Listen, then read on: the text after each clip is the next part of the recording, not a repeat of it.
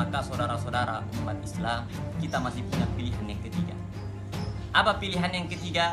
Daripada kita mati kena corona, daripada kita mati di rumah, mending kita mati jihad fisabilillah. Karena cuma para pemudi-pemuda kibarkan panji Al-Mustafa, serahkan jiwa untuk agama, mencari syahid di jalan Allah.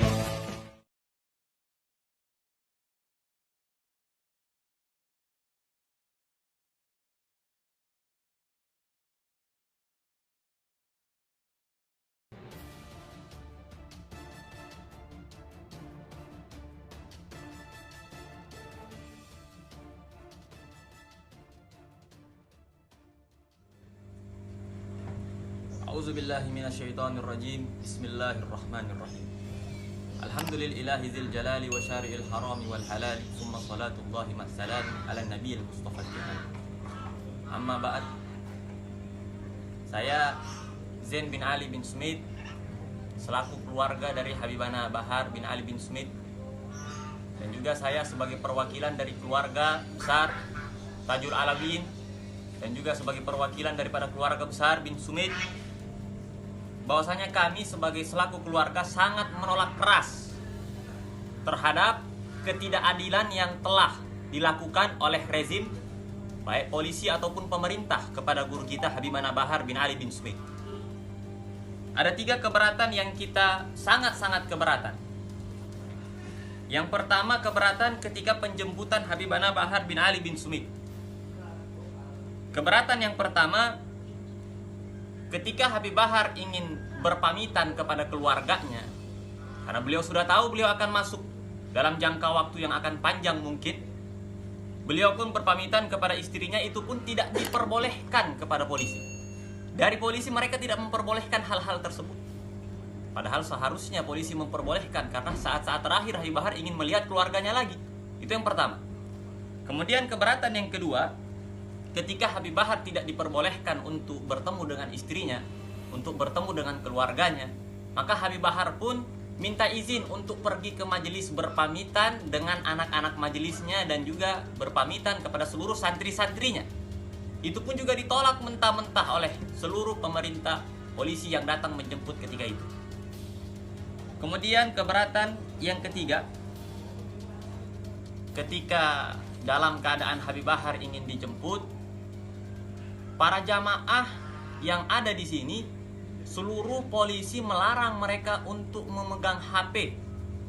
Tidak ada satupun jamaah yang diperbolehkan untuk memegang HP. Tetapi ajaibnya mereka memperbolehkan dari kawan-kawan mereka sendiri, dari para polisi, untuk memegang HP, memvideokan Habib Bahar dan juga memviralkannya. Itu keberatan yang pertama ketika beliau dalam keadaan penjemputan.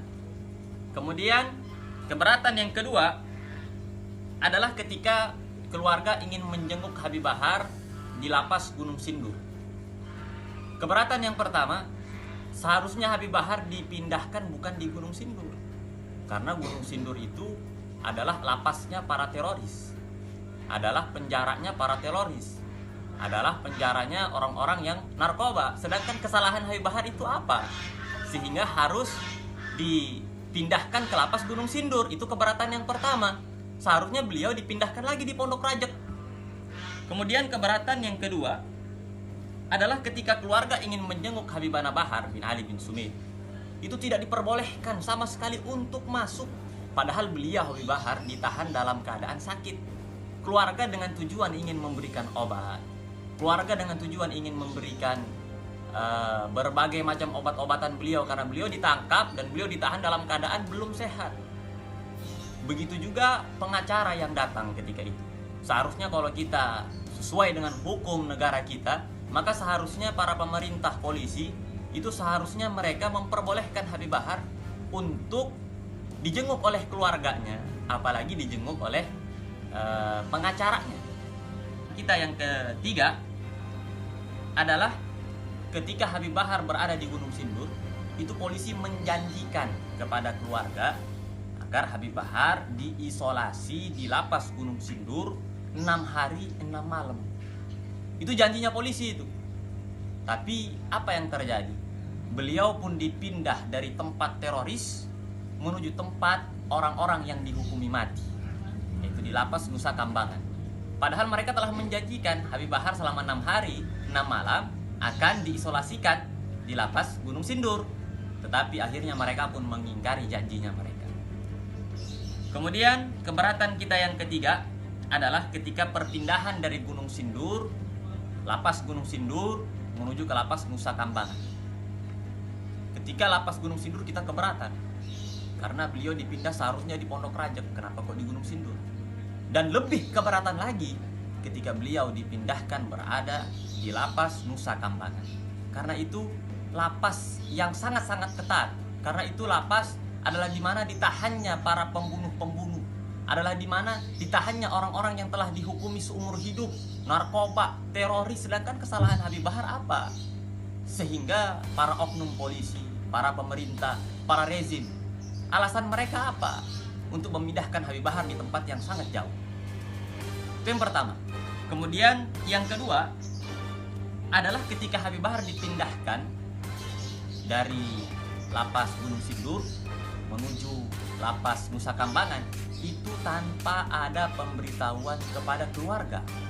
Seharusnya sudah menjadi kewajibannya polisi, sudah menjadi kewajibannya negara, kewajibannya pemerintah untuk memberitahu dulu kepada keluarga ketika ingin dipindahkan dari lapas Gunung Sindur ke Nusa Kambangan yang sangat jauh.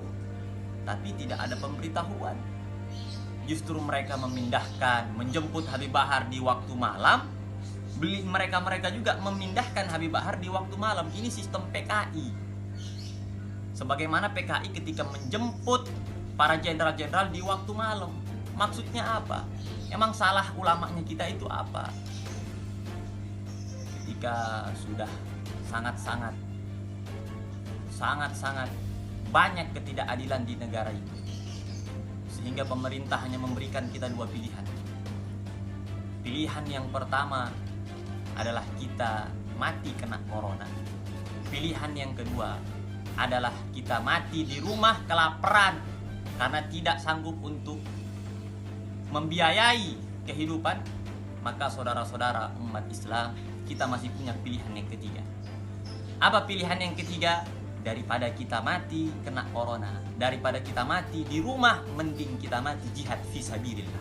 Karena cuma itulah tujuan kita, dan cuma itulah harapan kita yang diberikan oleh Allah Subhanahu wa taala, yang diberikan pilihan oleh syariat Islam. Dan juga saya serukan kepada umat Islam, jika satu ulama kita sudah berani dizalimi, sudah berani dikriminalisasi oleh para aparat, oleh para pemerintah yang zalim, maka besok, lusa, beberapa hari ke depan, maka pasti ulama-ulama kita yang lain juga pasti akan dizalimi, dikriminalisasi secara perlahan-perlahan, sehingga tidak tersisa sedikit pun dari ulama kita kecuali mereka semuanya dizalimi. Maka oleh karena itu, kita sebagai umat Islam harus menolak kriminalisasi kepada para ulama. Kita buktikan nyali kita buktikan keberanian kita pada saat ini, saudara-saudara. Karena ketika beraninya mereka makan satu makanan, maka kelak mereka akan makan 1000 makanan. Oleh karena itu, kita sebagai umat Islam punya 3 pilihan. Pilihan yang pertama, kita mati kena corona. Pilihan yang kedua, kita mati kelaparan di rumah. Pilihan yang ketiga, ataukah kita mau mati jihad fisabilillah, menegakkan syariat Islam, menegakkan keadilan, karena tidak ada lagi keadilan di negara kita yang tercinta, negara Indonesia. Hanya ini yang bisa saya sampaikan. Wabillahi taufiq wal hidayah. Wassalamualaikum warahmatullahi wabarakatuh.